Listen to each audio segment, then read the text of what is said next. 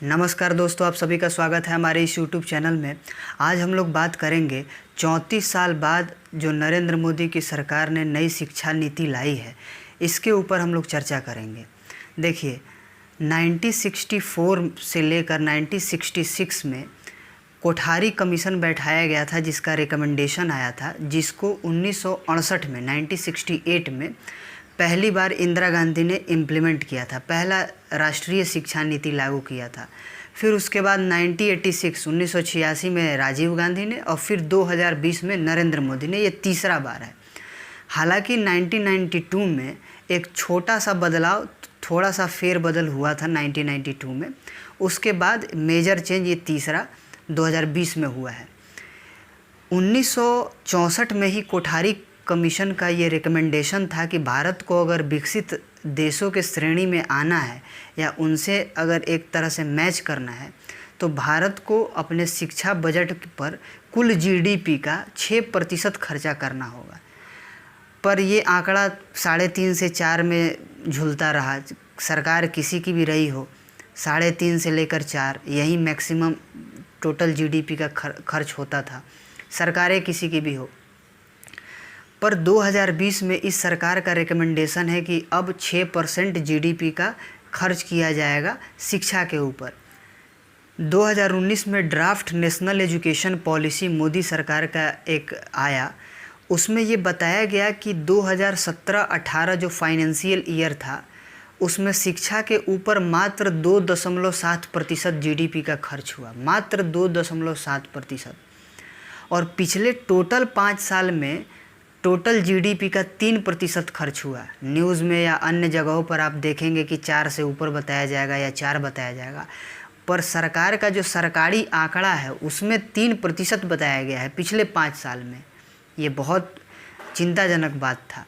हालांकि सरकार ने जो लक्ष्य रखा है 2020 में, वो 6% का रखा है। अब पूरे दुनिया में सबसे बेहतरीन अगर किसी देश का शिक्षा व्यवस्था माना जाता है तो वो है फिनलैंड। फिनलैंड अपने टोटल कंट्री का 6% जीडीपी का इस्तेमाल करता है शिक्षा पे। पैलेस्टाइन जैसा देश 5%, ब्राज़ील जैसा डेवलपिंग देश 5%, यहाँ तक कि आप मंगोलिया जैसे देश 5.5% अपने जीडीपी। लेकिन भारत अभी तक 3 और 4% के बीच में झूल रहा है। कोठारी कमीशन का जो रिकमेंडेशन था 6% जीडीपी का खर्च करने के लिए, वो इसलिए भी नहीं हो पाया क्योंकि भारत शुरू से ही एक ऐसा देश रहा है जिस पे दोनों तरफ से अटैक्स हुए हैं, चाइना के तरफ से भी और पाकिस्तान के तरफ से भी। इसके कारण भारत का डिफेंस बजट पे काफ़ी पैसा खर्च हो जाता है। एक तो ये मुख्य कारण था। दूसरा, भारत जो है ये एक वेलफेयर स्टेट है। यहाँ पे जो डाउन ट्रोडन लोग हैं उनके लिए भी उन पॉलिसीज़ पे भी काफ़ी पैसे खर्च होते हैं। तो ये 2 ऐसे मुख्य कारण थे जिसके कारण बहुत ज़्यादा शिक्षा पे खर्च नहीं हो पा रहा था। लेकिन अब ये नीति आयोग का रिपोर्ट आया 2019 में, ऐसे उम्मीद लगाया जा रहा है कि 2030 तक भारत का 10 ट्रिलियन, भारत तीसरा सबसे बड़ा इकोनॉमी वाला कंट्री हो जाएगा। और उस समय लोगों के पास पैसे होंगे, वो फिर लोग टैक्स भरेंगे और कहीं ना कहीं वो पैसा वापस सरकार के हाथ में जाएगा और सरकार शिक्षा के ऊपर काफ़ी ज़ोर शोर से खर्च कर सकती है। हालांकि इस पॉलिसी को लागू करने में कोरोना के कारण बहुत दिक्कत आएगी, क्योंकि लंबे समय तक देश का जो अर्थव्यवस्था है वो इससे प्रभावित होगा। पर फिर भी ये एक प्रभावशाली कदम है। शिक्षा में जो मेजर चेंज हुआ है वो ये है कि अब 5+3+3+4 का फॉर्मूला होगा। यानी कि नर्सरी, एलकेजी, यूकेजी, 1, 2, ये आपके 5 साल हो गए शुरू के, 2 तक। उसके बाद 3, 4, 5 ये दूसरा श्रेणी हो गया। फिर उसके बाद 6, 7, 8 ये तीसरा श्रेणी हो गया। उसके बाद 9th से लेके 9th, 10th, 11th, 12th ये 4 साल का एक अलग से हो गया। यानी 5+3+3+4। इसका मतलब ये है कि अब बोर्ड के भी जो एग्ज़ाम्स होंगे 10th के या 12th के, वो सेमेस्टर वाइज होंगे।